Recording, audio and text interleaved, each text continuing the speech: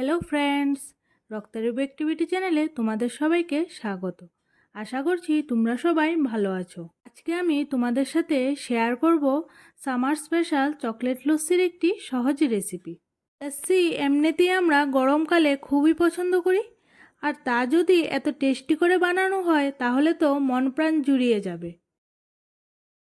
তবে যে কোনো ধরনের লস্যি তৈরি করার জন্য সবার প্রথমে আমাদের যে উপকরণটার প্রয়োজন সেটা হলো টক দই। সাথে নিলাম চিনি, কিছু বরফের টুকরো, আর আজকে যেহেতু চকলেট লস্যি তৈরি করছি তার জন্য এখানে নিয়ে নিলাম কিছু চকলেট সিরাপ। এবার একটি মিক্সি জারের মধ্যে নিয়ে নিলাম টক দই, সাথে দিচ্ছি বরফের টুকরোগুলি। তোমরা যতটা ঠান্ডা খাবে সেই অনুযায়ী কিন্তু বরফের টুকরোগুলি ব্যবহার করবে। আর দিলাম চিনি। চিনিটা কিন্তু তোমরা তোমাদের স্বাদ অনুসারে ব্যবহার করবে।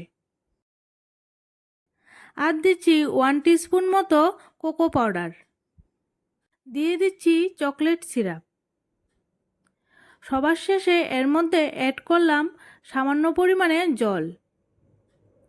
এবার এটাকে ভালো করে ব্লেন্ড করে নিয়ে ফিরে আসছি। দেখো, ব্লেন্ড করা হয়ে গেছে। সেই সাথে লস্যিটাও কিন্তু সম্পূর্ণভাবে তৈরি। চকলেট লস্যিটাকে সার্ভ করার জন্য নিয়ে নিলাম কাচের গ্লাস। এবারে গ্লাসগুলিকে চকলেট সিরাপ দিয়ে ডেকোরেট করে নিচ্ছি। এটা পুরোপুরি অপশনাল। তোমরা চাইলে গ্লাসটাকে ডেকোরেট করে 10 থেকে 15 মিনিটের জন্য ফ্রিজেও রেখে দিতে পারো।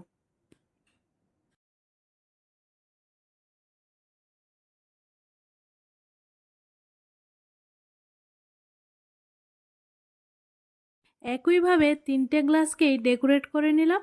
এবার এই গ্লাসগুলির মধ্যে লস্যিটাকে সার্ভ করে দেব। এই চকলেট লস্যিটা কিন্তু বাড়িতে বাচ্চা থেকে বড় সবারই খুব পছন্দের। আর যে লস্যিটা আমি তৈরি করে দেখালাম সেটা কিন্তু খুবই কম উপকরণ দিয়ে আর খুবই কম সময়ে তোমরা খুব সহজে বাড়িতে তৈরি করে ফেলতে পারবে।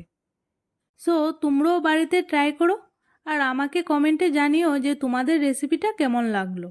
আর উপর দিয়ে কিছু চকলেট সিরাপ দিয়ে ডেকোরেট করে দেব।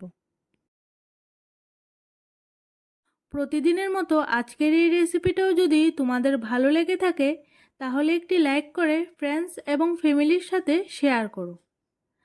আর এরকম ইজি ইজি রেসিপির আপডেট পেতে আমার চ্যানেলটিকে সাবস্ক্রাইব করে রেখো। তবে বন্ধুরা, তোমাদের সাথে আবারও দেখা হচ্ছে নতুন একটি রেসিপির সাথে। ততক্ষণের জন্য তোমরা এই রেসিপিটাকে এনজয় করো। Good bye.